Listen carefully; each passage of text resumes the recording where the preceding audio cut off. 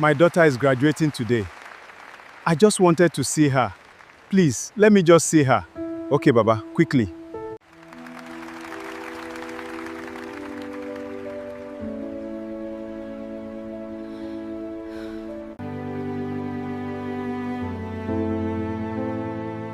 I will make you proud, Papa. I know you will, my daughter. In a small town on the outskirts of Enugu, Nigeria, there lived a man named Emeka.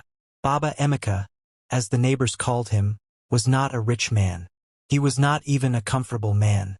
Every morning, before the sun had fully climbed over the tin roofs of his street, he would carry his wooden shoe repair box to the same spot under the same mango tree by the roadside, and he would sit there until the sun went down, mending soles, stitching leather, hammering nails into shoes that belonged to people who, in most cases, had far more than he did. He did this for one reason only. Her name was Ngozi. Ngozi was his only child. Her mother had died when Ngozi was just 7 years old, leaving Baba Emeka to raise her alone in a two-room house with a zinc roof that leaked every rainy season. Friends told him to remarry, to find a new wife who could help him raise the girl. He refused every single time. "I already have someone to love," he would say, pointing to his daughter. "Why do I need to look for more?" From the time Ngozi could walk, her father made her one promise, whispered to her almost every night before she slept. "You will not end up mending shoes like me, my daughter. You will sit in an office. You will wear a gown. You will make this family's name mean something." Ngozi believed him, not because she was naive, but because she watched her father work 18-hour days, watched him skip meals so she could eat, watched him wear the same 2 shirts for years so she could have a school uniform without holes in it. A man who sacrifices that much for a promise does not sacrifice for nothing. If you're moved by stories of parents who give up everything for their children, type 1 in the comments right now. I want to see how many of you had a parent like this. School was not easy for Ngozi, not because she lacked intelligence. She was, in fact, one of the sharpest students her teachers had ever seen, but because poverty has a way of following a child into every classroom, whispering in her ear that she does not belong. She wore a uniform that had been resewn so many times the fabric had turned a different shade in patches. Her school books were secondhand, sometimes missing pages that other students had torn out. When it rained, she would arrive at school soaked, because she had no umbrella, only a nylon bag she held over her head. The other children noticed. Children always notice.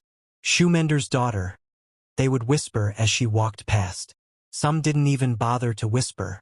There was one moment when Ngozi was just 12 years old that she would carry with her for the rest of her life. During an inter-house sports day, parents were asked to come and support their children. Ngozi's classmates arrived with mothers in bright ankara and fathers in crisp shirts, waving, cheering, taking photographs. Baba Emeka came straight from his shoe stand, still smelling faintly of leather polish, his hands stained black from the work of the day. When Ngozi saw him walking toward the school gate, her stomach dropped. Not because she was ashamed of her father, but because she had heard the other children's mothers already begin to whisper. She ran to him before anyone else could say a word.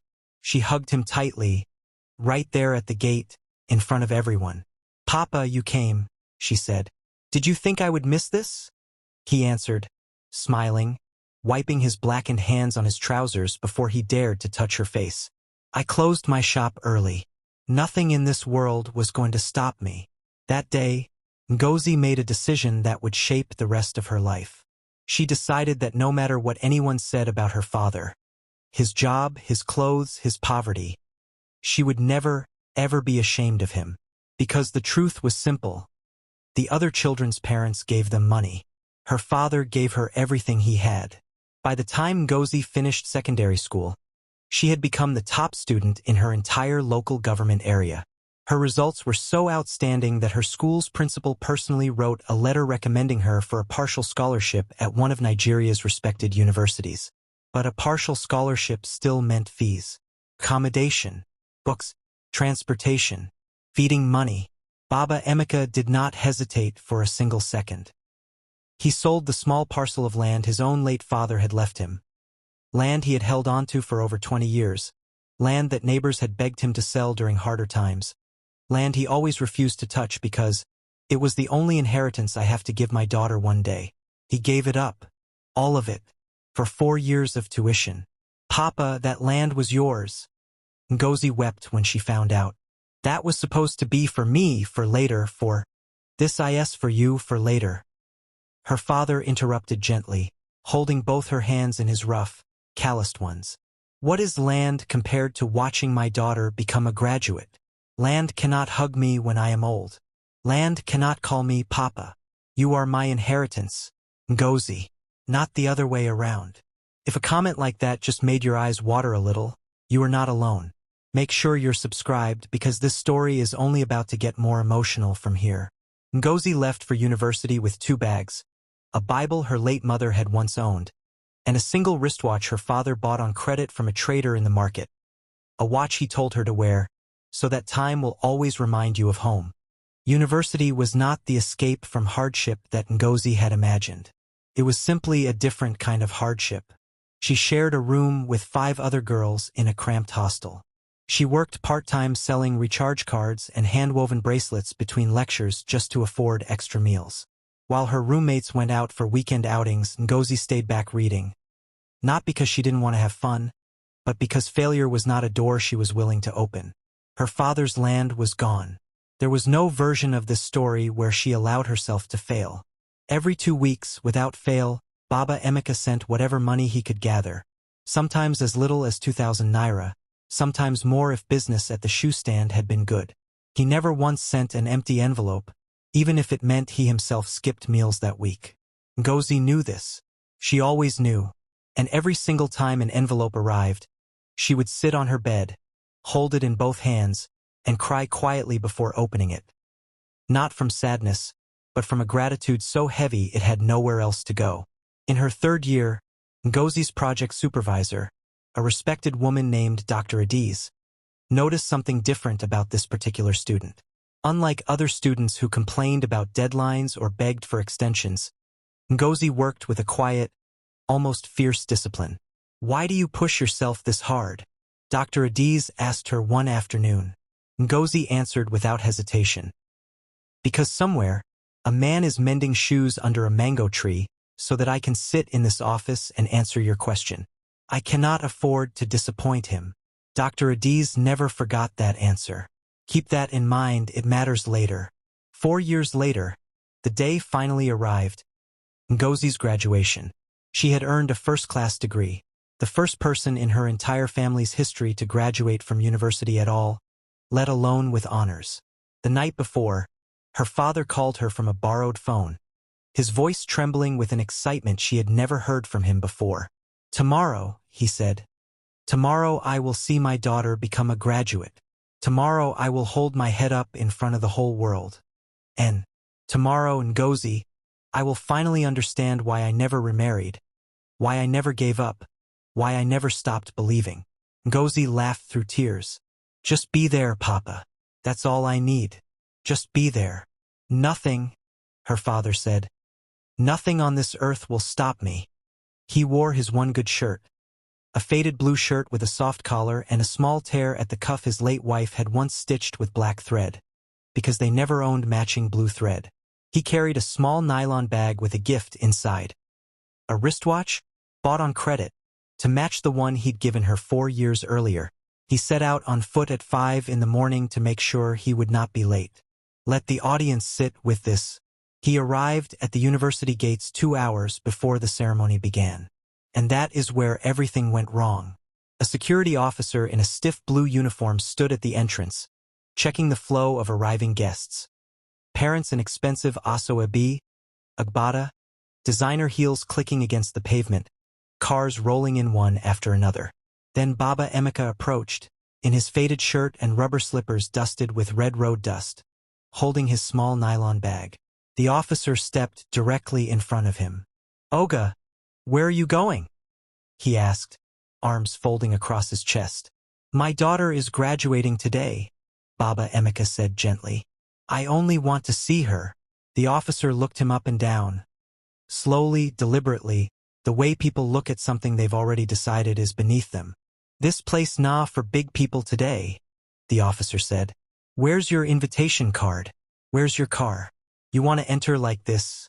And I don't have a car, Baba Emeka admitted quietly.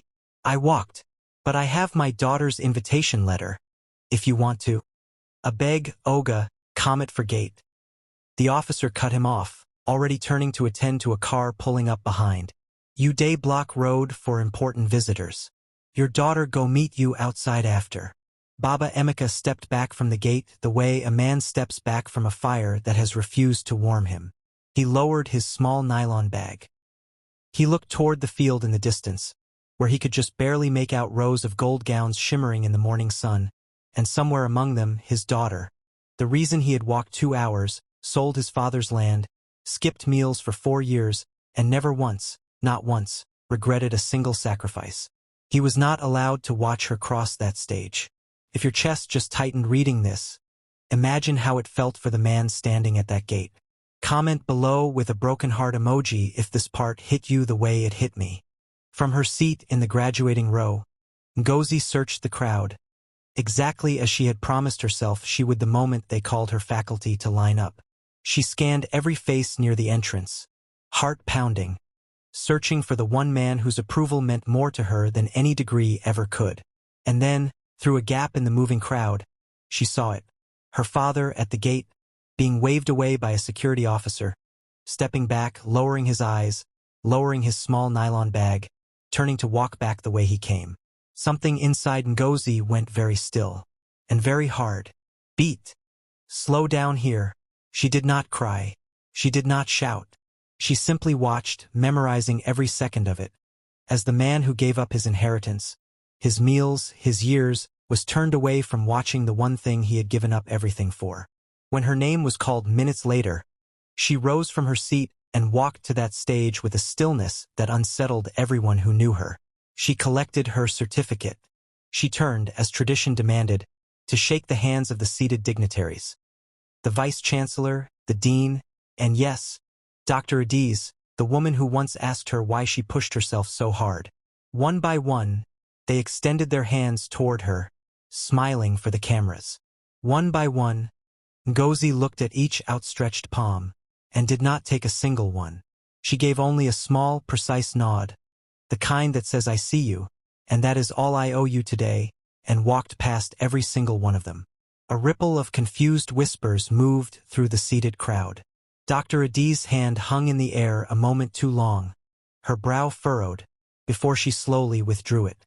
Ngozi did not stop at her assigned seat.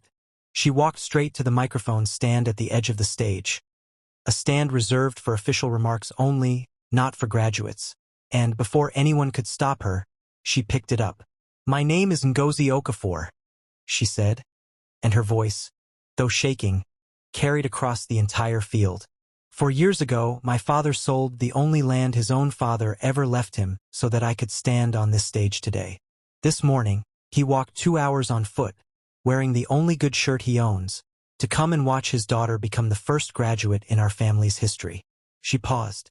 The entire field had gone completely silent. He is standing outside that gate right now, she continued, pointing toward the entrance.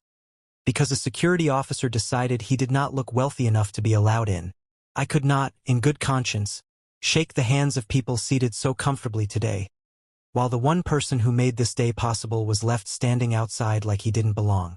She set the microphone down, and then she did something no one expected. She walked, not ran, walked with the same steady dignity her father had taught her, straight off that stage, through the stunned crowd, past the row of officials still frozen in their seats, out toward the gate, where Baba Emeka still stood, clutching his small nylon bag, eyes wet with a grief he hadn't allowed himself to name.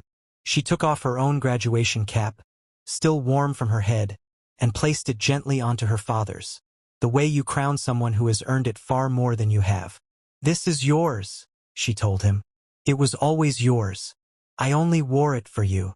Baba Emeka held his daughter's face in both his rough, calloused hands. Hands that had cut leather, hammered nails, and carried her on his back as a child, and wept without shame, right there at the gate, in front of the entire watching world. My daughter, he whispered, over and over. My daughter. Word of what happened spread through the university before the ceremony had even ended. By evening, Students who had filmed the moment on their phones had shared it across every platform. Dr. Adiz, it said, personally walked out to that gate to shake Baba Emeka's hand herself. The same hand that had been refused entry that morning, now held with genuine respect by the very institution that had turned him away. The university never publicly apologized. Institutions hareli du. But something changed that day, in the eyes of every parent who had ever been quietly judged for what they wore, for what they didn't have, for the price of the sacrifice stitched into a faded blue shirt with mismatched thread.